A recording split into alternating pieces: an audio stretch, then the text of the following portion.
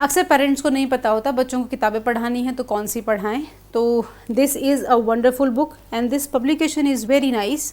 उसबॉर्न नाम है इसका, USBORNE। इसकी जितनी भी किताबें हैं सारी बहुत अच्छी किताबें हैं और ये बहुत चाइल्ड फ्रेंडली है। चाइल्ड फ्रेंडली होने का मतलब क्या है कि इसको हम लोग यूँ खोल खोल के पढ़ते हैं और ये जब खोल खोल के बच्चा पढ़ता है तो उसको बहुत मज़ा आता है और सारी चीज़ें इसको याद हो जाती हैं। आइडली अगर हम लोग डाइजेस्टिव सिस्टम की बात करें, जैसे डाइजेस्टिव सिस्टम के बारे में है ये, तो हम ये क्लास 6-7 में पढ़ते हैं, लेकिन ये जो बहुत छोटा बच्चा है लाइक 4 साल का, 3 साल का, तो उसको भी चीज़ें याद हो जाती हैं। खेल खेल में वो सारी चीज़ें सीख लेता है।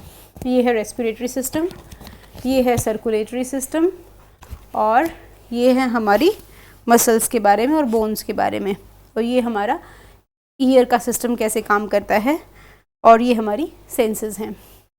तो इस तरीके से ये सारी पुस्तक है और ये बहुत बेहद अच्छी किताब है और इससे बच्चों को हम बहुत सारी चीज़ें सिर्फ खेल खेल में सिखा सकते हैं। जैसे हेल्दी फूड्स और अनहेल्दी फूड्स, ये हम डाइजेस्टिव सिस्टम के साथ साथ इसको पढ़ा सकते हैं, उसको समझा सकते हैं, सिखा सकते हैं उसको।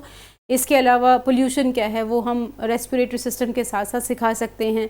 इम्यूनिटी कैसे काम करती है या क्या है इम्यूनिटी के बारे में, वायरसेस के बारे में, बीमारियों के बारे में, हाइजीन हैबिट्स के बारे में बच्चों को with this book different chapters के साथ उसको हम लोग सिखा सकते हैं। ईयर में हमें, कान में हमें कोई भी ऐसे तिनका नहीं डालना चाहिए, कोई सिलाई या कुछ भी शार्प ऑब्जेक्ट नहीं डालना चाहिए, वो हम लोग जो इसका हियरिंग वाला चैप्टर है वहाँ से उसको पढ़ा सकते हैं हम लोग।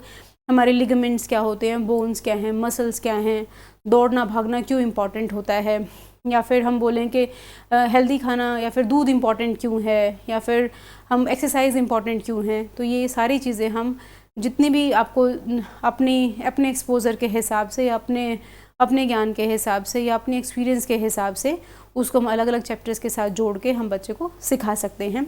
ये बहुत ही इंटरेस्टिंग भी है और ये बहुत बच्चा इसको खेल खेल में सीख भी लेता है, उसको बोझ भी नहीं पड़ता। एक चीज़ हमेशा याद रखेंगे कि हम उम्मीद ना करें कि फटाफट वो सारे मुश्किल वर्ड उसको फटाफट याद हो जाएं। धीरे धीरे रोज़ करते करते 1.5-2 महीने में या फिर 5-7 या 8-10 रिपीटेशन के बाद बच्चे को याद हो जाएगा। हर बच्चे का अपना पोटेंशियल होता है, वो अपने अपने हिसाब से वो सीख लेगा। हो सकता है कोई बच्चा 3 बार 4 बार पढ़ के सब याद हो जाए, किसी को शायद 15 बार पढ़ के याद हो।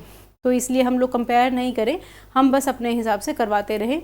जब उसको याद होना होगा हो जाएगा, लेकिन एक बार याद होने के बाद उसको बहुत सारी चीज़ें उसके प्रिंसिपल्स बन जाएंगे। जैसे अनहेल्दी हैबिट्स उसको समझ में आएंगी, हेल्दी हैबिट्स समझ में आएंगी, हेल्दी फूड समझ में आएगा, अनहेल्दी फूड समझ में आएगा, हाइजीन समझ में आएगा, सफाई समझ में आएगी, गंदगी समझ में आएगी, या फिर अपनी बॉडी की क्लीनिंग क्यों करनी है ये समझ में आएगा, कौन सी चीज़ें डेंजरस हैं वो समझ में आएंगी, या बीमार कैसे होते हैं, ठीक कैसे होते हैं ये समझ में आएगा। तो इसलिए बहुत एम्बिशियस होने की बजाय धीरे धीरे स्टेप बाय स्टेप हम लेके चलेंगे तो this book can help them a lot. और इसके साथ ही आप बहुत सारी चीज़ें छोटी उम्र में बच्चों को सिखा सकते हैं जो लेटर ऑन बहुत काम आएंगी उनके। Thank you so much.